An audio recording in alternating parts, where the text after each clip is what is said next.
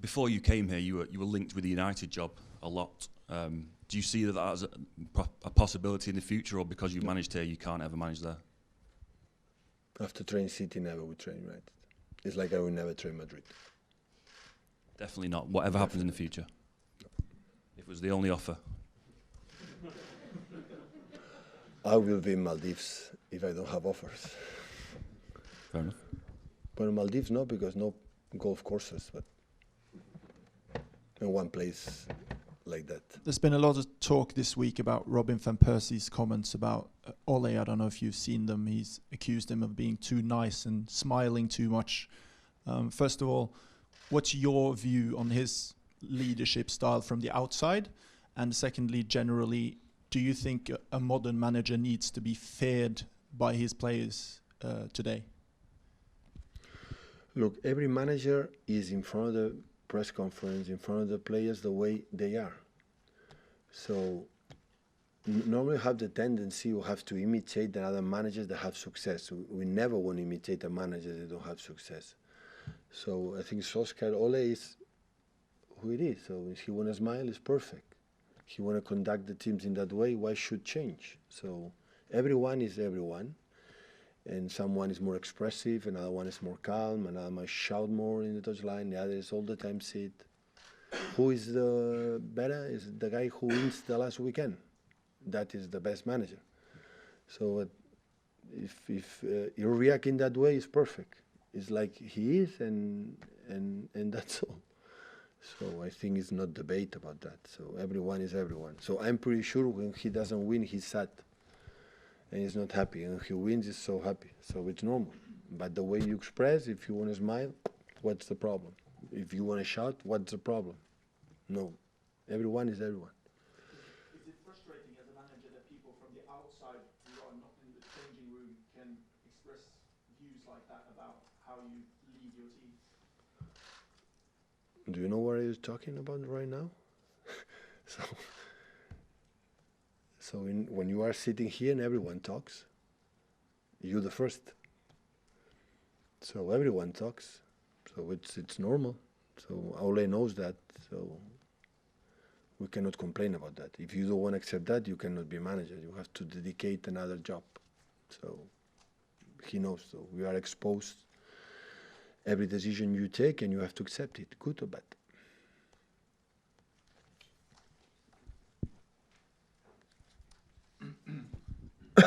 Hi Pep. You've recently changed things up in terms of the way the team are playing, with 3 at the back in the last couple of games.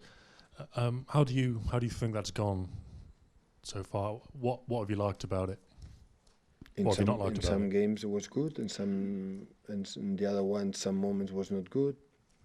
I think it's nice to have alternative, especially for the quality of the players that we have, especially in the back, to adapt better, to make a build-up, to control better the counterattacks, to have more passes. That is the idea. Do you think that's something you'll stick with even when Aymeric Laporte's back? Is that something he will fit into? Sorry? Will you stick with that when Laporte's back? Or will you move back to what you have been doing for the last couple of years? Yeah, why not? Yeah. It's a way we can play for the fullbacks that we have, that especially Mendy, especially Kyle, especially Joao, Angelino. The other guys, Angelino in the final third when arrive in the box is one of the most cleverest guys we have in the squad and in the many teams. So last game Angelino arrived in the final third. He made 4 or 5 clear assists. He have a good vision. So for the quality of the players they have, sometimes it's good to play in that way. And do you think the team's more solid playing this way than it was maybe in the start of December and of November? I don't think so. To play 5 in the back, you are more solid. To play sometimes with 4 in the back, I don't think so. That is the reason why. It's more how, especially we suffer when we play simple balls, and after we suffer a lot, and that depends if we play 5 or 4 in the back. And just on Leroy Sané, I think he posted a picture a while ago, before Laporte maybe, with his boots on. And his training situation, it seemed like he was close, but is he no closer to coming back?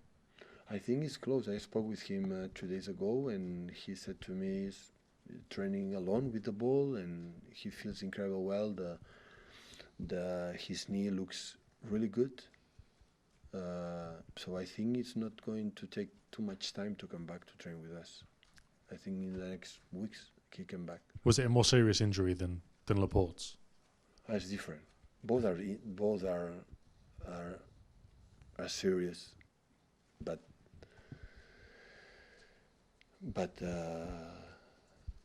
I think it's the last stages. Hi Pep.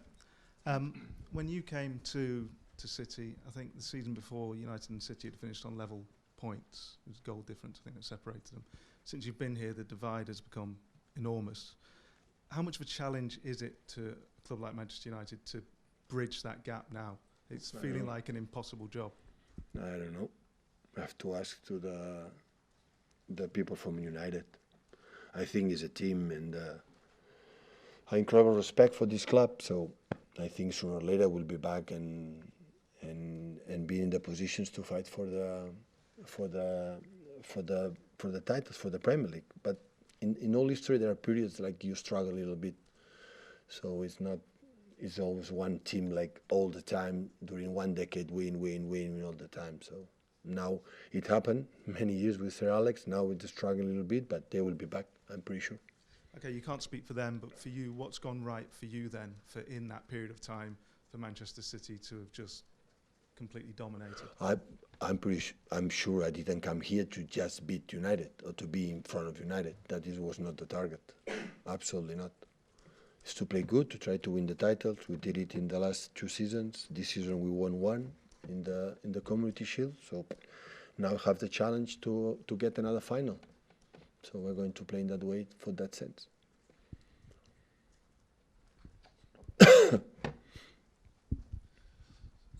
Before you came here, you were linked with the United job a lot. Do you see that as a possibility in the future, or because you managed here, you can't ever manage there?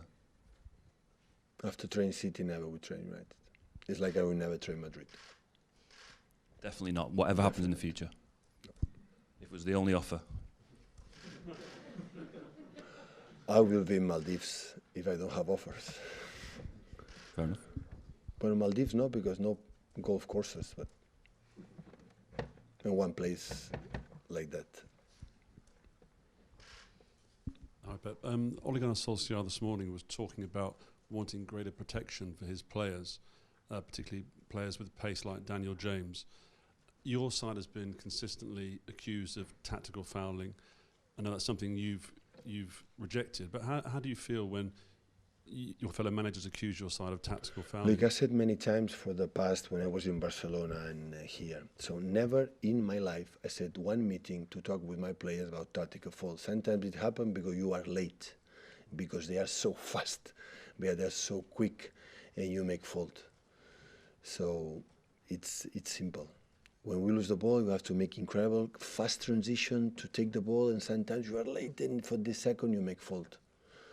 So, but if the people can judge, or our legacy will be for our tactical faults, so it's their own problems, not our problems.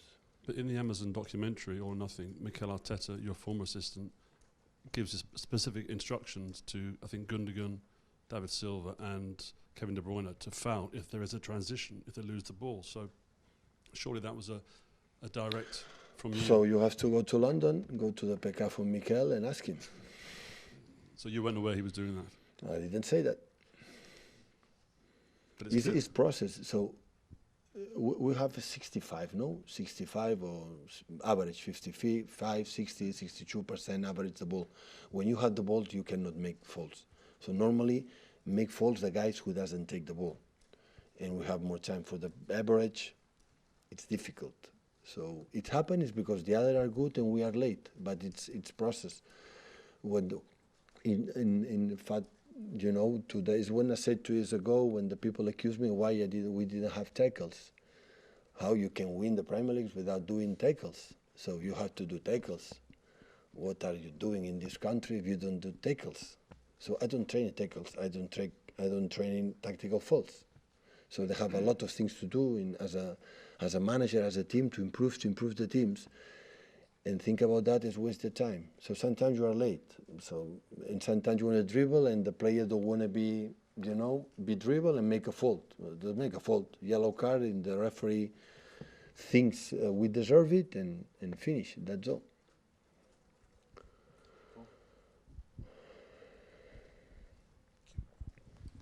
Hi Pep, you played Man United in your first season in the League Cup at Old Trafford.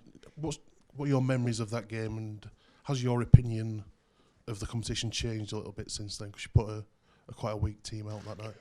Well, it was a tie game. They scored at the end. The first half, you have 2 or 3 clear chances, and after we concede a goal, they defend well. They play with a strong side. We rotate the team because always we have done in that way. But through the years, I think the squad is bigger and bigger quality, and now also I rotated in the Carabao Cup in the first stages, so it happened the same, and they beat us. Congratulate them, and 1 week to rest, more time to rest and prepare the team. Obviously, you don't have a secondary cup competition in Spain. What were your kind of opinions of the competition then, and do you give it more importance now? Well, this competition is nice for when you don't have injuries.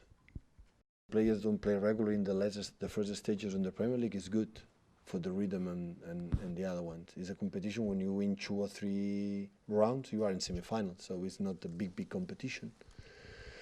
But if you have injuries and you play these games, and after, when you arrive that period, November, especially December, January, you suffer a little bit because you have a lot of, not just physical and mentally, a lot of games. You have 13 days without day off, and with this period, the faces are a little bit tired, everyone is tired, so we need a little bit. After this game, we have 5 days or 4 or 5 days, and after 5 days, we will be good to breathe a little bit. But it's a competition. In England, it's this competition. We play a game, we try to win. Just on that, Pep, I think this is your 5th game in 12 days, and you've obviously talked a lot about the impact of the schedule before. Do you have any worries about burnout of your players during the second half of the season, and about burnout about your players, just about your players has been shattered and it damaging your season? Have you got any worries? No. It would happen last season, the previous season, when we play, except semi-finals and final for the Champions League, we arrived at the last stages for all competitions. So, and the people arrive perfectly. If you are not many inches, you can handle it. If the players still desire to play, want to play, of course, sometimes you need, long week to rest, but it's what it is. So I don't think about that. We will see. We will see. Maybe arrive in February and March, the people or the team is exhausted. But we did it last season. Why should not do it this season? I think we can handle it.